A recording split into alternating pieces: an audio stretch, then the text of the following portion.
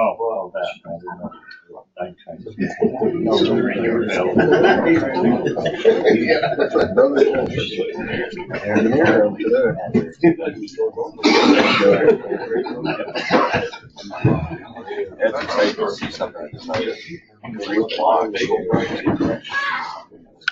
Morning, Ben. Hey, Matt. How you doing? Good. How you doing?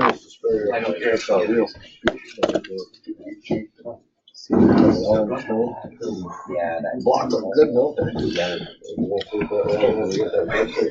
all right. Good morning. Good morning. 6:30. How's everybody this morning? Good, you? Good. Yeah. All right. Next week, hopefully, start warming up for us. All right. So this week's code of conduct is don't overpromise or underdeliver.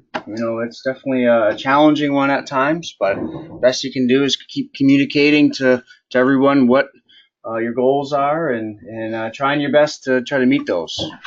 So communication is definitely huge for that. So safety news, again, another strong week, 188 days without a recordable injury. So it's excellent. We got through the whole first quarter of 2018 without a recordable. So congratulations and excellent. But as we know, spring is here and things are going to start picking up. So our exposures are going to go way up. So it's going to be very, very important that we continue to go through our processes and our systems that we've implemented to try to make sure that we are really reducing our exposures by not just worrying about PPE, but going through that hierarchy of control that we're been talking a lot about. So really substitution, this is where we can really make a difference in the field is by isolating the hazard from us and then also changing the way we work around our hazards. So it's important. So this week, we're going to continue kind of with our personal protective equipment trend.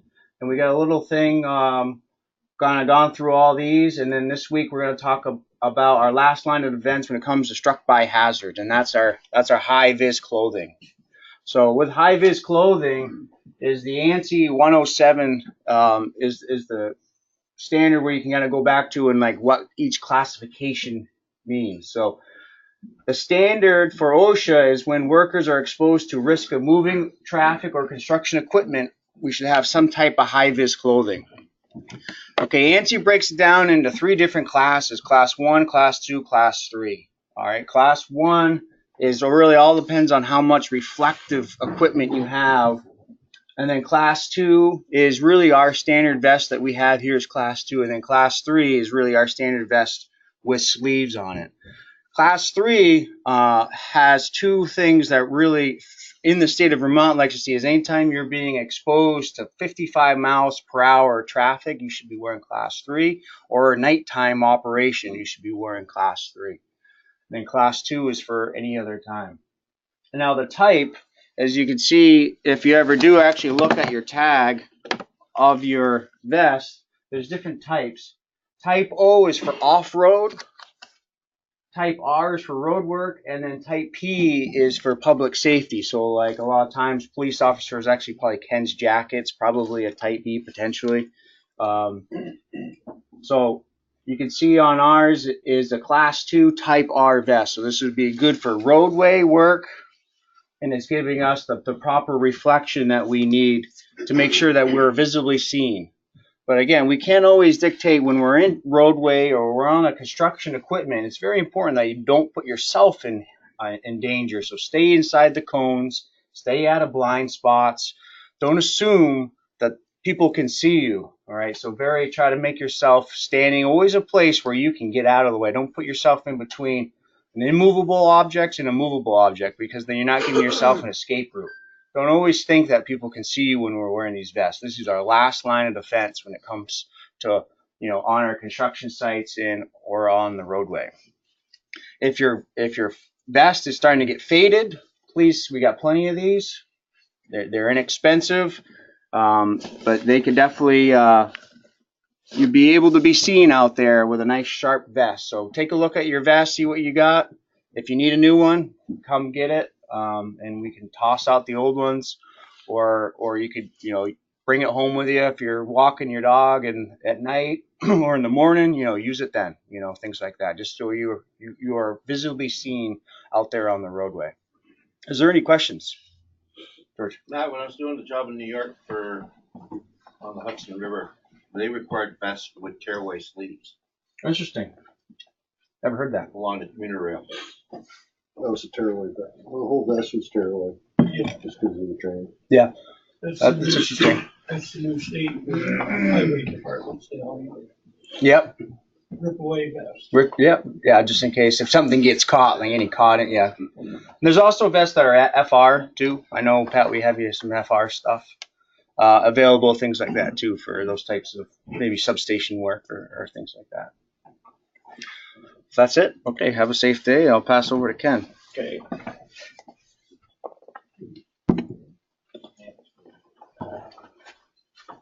Okay, so no new corporate announcements. And trying to get this to roll. There we go. Oops. Trying to get back here.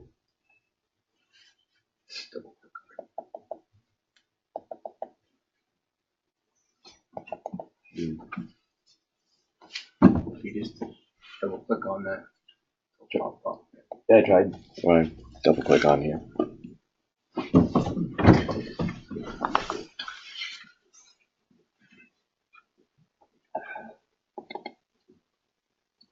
Okay, gonna have the right touch. Okay, see if it rolls now. There we go, it's rolling. Okay. So, we have an update from the Make-A-Wish dinner that we had a table of ECI people who attended, and that was on the 23rd of Friday night. And we contribute also a charter fishing trip from the Northeastern Sport Fishing. That's ECI employees Mike and Adam DeLance. And the charter sold for $1,000 in the auction.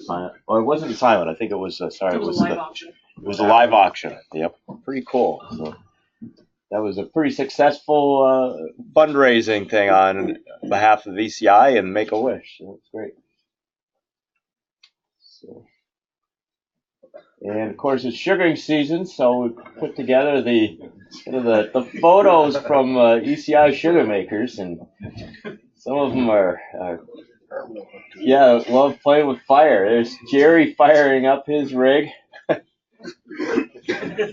Quite a classic picture, I'd say. Is it still standing? Yeah, are you supposed to turn the fan off? Where's Jerry?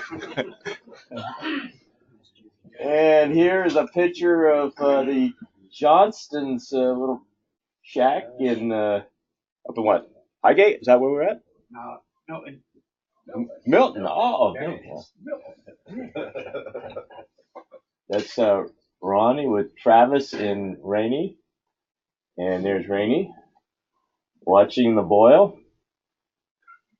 And there's Jesse. He's at Pumpkin Hill. And there I am with Sherry. We're at Pumpkin Hill. And this rig, holy cow. Wow. Holy cow, that's Adams. Before the season. I'm sure if maybe he'll get back to that after the season, but I hope he doesn't get it that way every night. I assume he doesn't. It's a lot of work. That looks sharp. And here is the sugar bush of Matt Orzelak. Sorry. Sorry, what did I say? Sometimes you just say what's in your mind. Yep. So, Matt Orzelak, you did a great job here. And look at this sugar in this sap. Holy cow. That's pretty good. That is to be envious for. And Chico, he's out collecting sap in his snowshoes and his water bottle. Hey, it works, doesn't it? And with his barrel boiler, evaporator, drum, 55-gallon drum evaporators. Yeah. And Aaron, are you here today? I am. Yeah, okay. Is that like from every barrel or what? Yeah. One per barrel. One per barrel. That's a lot of syrup. It's also some pretty good colors there. A lot of light syrup this year for you? We're just starting to darken out. Yeah. That's quite a few barrels too. And there's Caden boys and all. Doing a test on the specific gravity there as it comes off the draw spout. Very good. So I figured, keeping with the theme, I did the sugar house construction project that ECI did at Pumpkin Hill. And it's a 16 by 34 sugar house. The evaporator room is 24 foot long, and the insulated kitchen room, once it's insulated, will be the final 10 feet. It's all rough cut framing, pine, and batten, board and batten siding, and I've sawn from the pine right off the property. And the roof is a 12-12 pitch with some ribbed metal panels, which has really worked well, we think, for the cupola. The steam really drew the steam out when we're boiling. So it's 10 foot long by 5 foot wide cupola on the top, built with rough cut cedar. We found that at Longboard Lumber over here in Wilson on Old Stage Road. This guy has his own little wood supply company. And we performed all the work except for the electrical, which was by Delta. They're Williston, of course. And then also the wood was sawed by Leo Boutin. And he's also a Williston, or formerly a Williston. His house, his little operation's over there next to on Creamery Road, next to the shooting range. And while most sugar houses are built operational prior to the sugaring season, we wouldn't want to be out and be so, progressive. We waited until winter before we did groundbreaking. And there's a shot there of some tailing the wood when we sawed the pine boards back in September. That was that hot few days in September. What a tough day to work out there. And then it went from that to extreme cold. And then in January, we're pouring the foundation, and all that wood framing, rough cut, was erected back in February for the most part.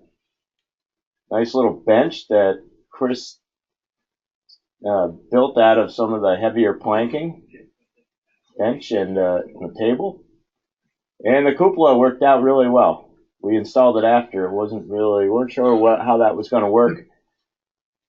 A lot of guys will frame, when they do the whole framing, including the roof, they'll do the cupola. We went in and cut the cupola in after, but it worked good. And there it is, letting steam out. So we got there. And from the archives, this is back in 2012 on Poor Farm Road in South Burlington, doing the 24-inch transmission line for Champlain Water District.